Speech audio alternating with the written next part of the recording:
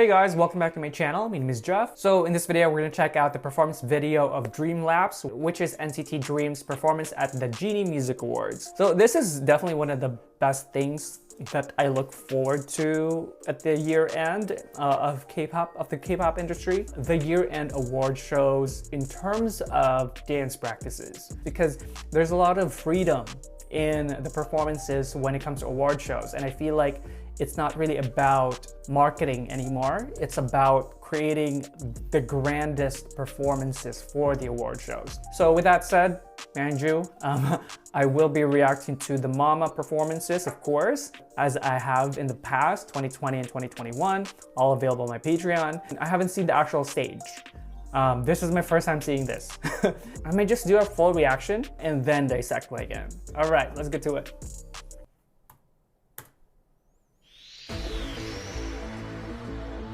Is that Jimin? Why do they have masks on? Wow. Ah! Holy shit! Oh my god! So agile! He is incredible live. Oh, that spin! What the hell? He had like a ballet trick on it. Whoa. Shit. Wow. Yes.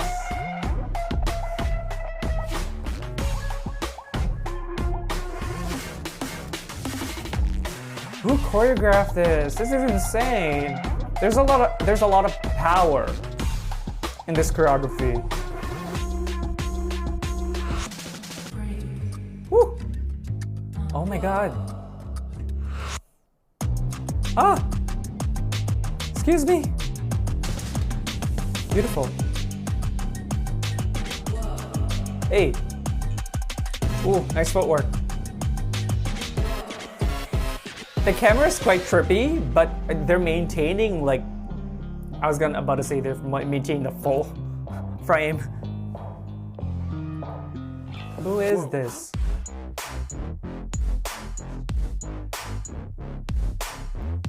Haechan. The masks.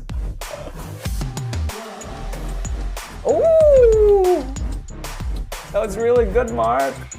I knew it was Mark just by the shoulder moves itself. Ooh! Ooh! That's smooth. Ooh! The synchronization. Wow.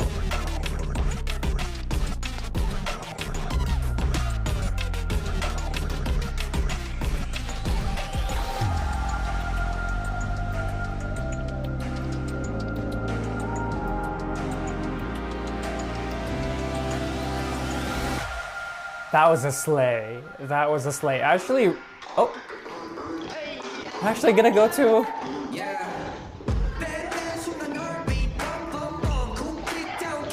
I thought he was gonna be done at that point. I think they are done. They're not taking it seriously.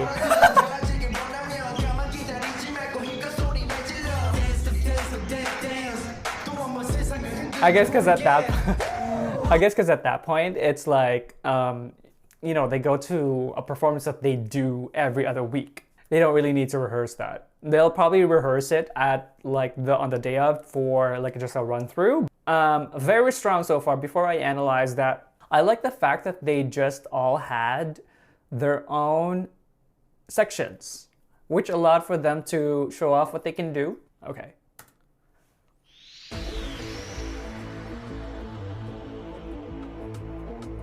Oh my god, this cat sweater.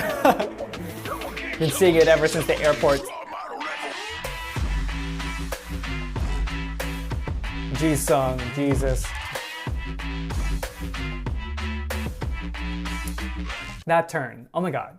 Okay, so I watched the iPop U in Manila before I moved back here to Canada. I was heavily biased wrecked by G-Sung, but like G-Sung, for some reason that night, I just kept like gravitating towards him.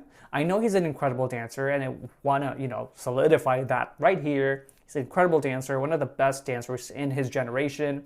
But he was so like I was just so enamored and mesmerized by his dancing on that night. There was no boyishness to the moves anymore. It was like more powerful, like manly movements that he was doing, which created the moves to be more powerful, right? It's like they're punchier and they're more snappy. So it was like, whoa, back up.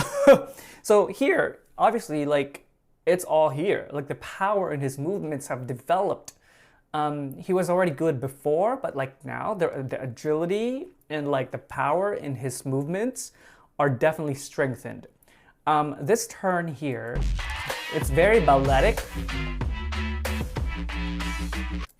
It's actually a back spin, but like this position is more ballet than not. Sorry, not ballet, jazz. It's a jazz position. Jazz position is in the front and ballet is to the side for a pirouette. So it's like a backwards jazz turn.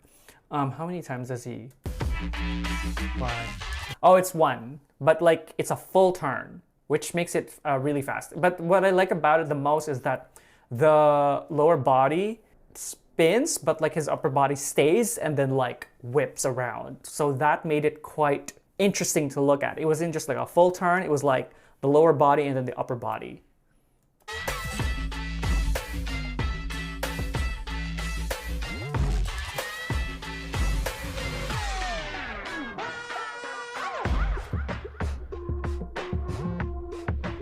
This one, you know, like I know it's a wide shot because, you know, when you use, it's like on your iPhone, right? Like when you use the wide lens, your body actually extends. But like his movements here are really wide. Like I feel like even without the wide lens, it would be wide still, which emits a lot of power. The level changes, love it. And like it's so Geno, like even if you see him from afar, Geno has this distinct way of moving, which is great for a dancer in a group. He's maintained that animalistic type of movement that I first saw in 90s Love. I don't know if you guys remember that reaction. His animalistic vibes is like so prominent here because of the strength of the choreography.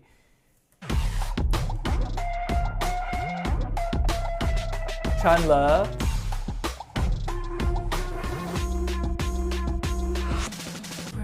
I mean, Chandler, like, I don't really talk about him a lot in terms of dancing, but obviously he can move too, 100%.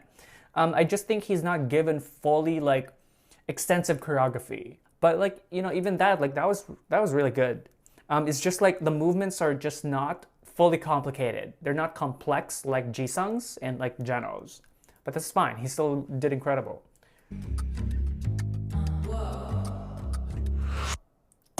This one, the body wave.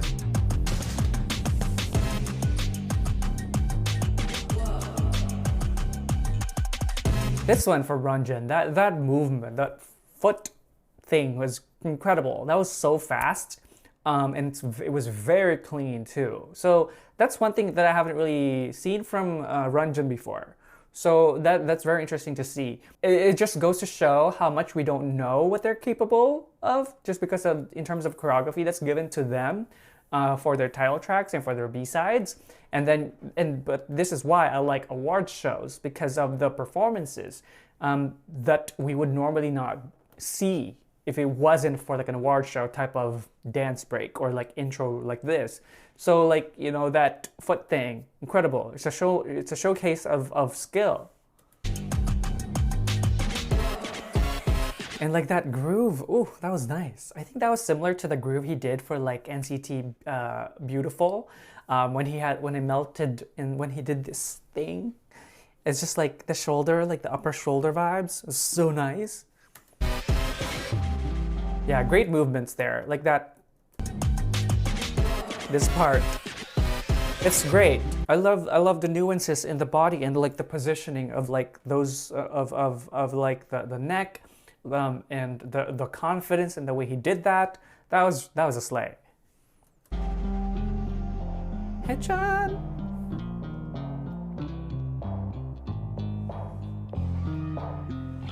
Whoa.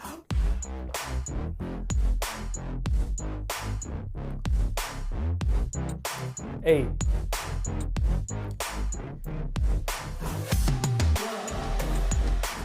Okay, so with Hachan's part there, it was very minimal, right?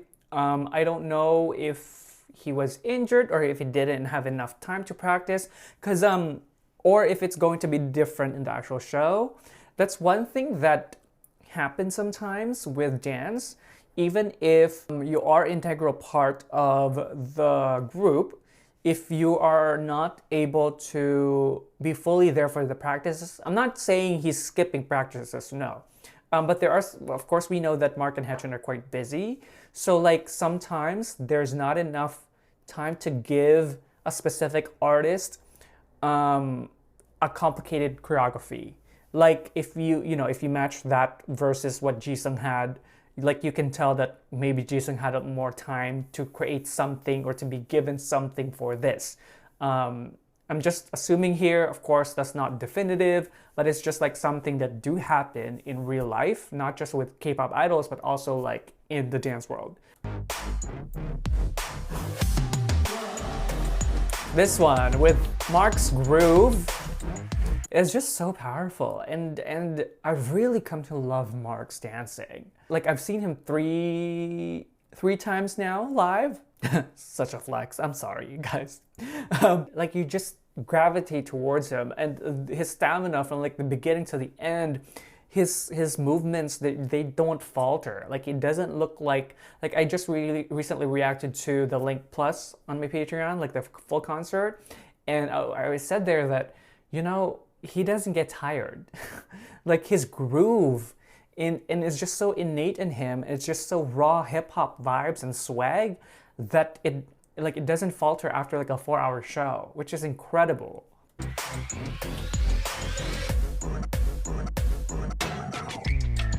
Like you can tell a person is there's like innate swag in them if they can do these like simple movements and have it look like that. There's like, it's not just doing the moves, there's actual vibe to it. I just realized that this is a 7 Dream section because I was just so blown away by Mark earlier. That Chanla did really well there. That part, that was a lot of swag too. Hey. See Mark's dynamics as well. Like in that section, like he's kind of, that was fast, goes slow, and then like he goes fast again. Like he hits it where he needs to hit it, where it emphasizes. I feel like he treats dance like how he raps, because with his rapping skills, he emphasizes certain beats in certain words. With this one, I think it's a conscious choice because the music itself doesn't go hard. It's kind of actually entrancing, the instrumentation. But then like he does these emphasizes that there's a certain beat, but it's like a prominent beat, but he can hear it.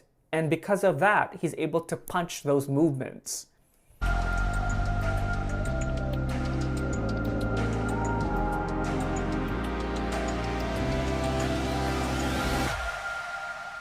Boom. It's just so nice to see Dream do these kind of performances because it just shows the versatility and the growth, of course. A lot of you guys have seen them ever since they were little, and then now they're doing these type of choreographies, which is an indication that they're men.